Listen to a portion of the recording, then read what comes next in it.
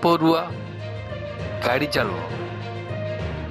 ମଦ୍ୟପ ଯୁବକ ମଦ ପିଇ ଗାଡ଼ି ଚଲାଇଲା ପରେ କେମିତି ଦେଖନ୍ତୁ, ଏହା ଭୁବନେଶ୍ୱର 51 ନିର୍ବାଚନ ମଣ୍ଡଳୀ ଅନ୍ତର୍ଗତ ଏହା ଏକ ଦୁଃଖଦ ଘଟଣା। ମଦ୍ୟପ ଯୁବକ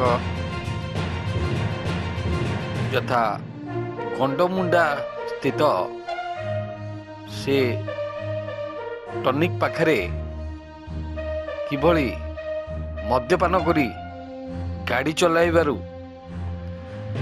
ଗାଡ଼ି ନିଜ ଅକ୍ତିଆରରେ ନ ରଖି ଓଲଟି ପଡ଼ିଛି, କିନ୍ତୁ କେହି ମୃତାହତ ହୋଇନାହାନ୍ତି।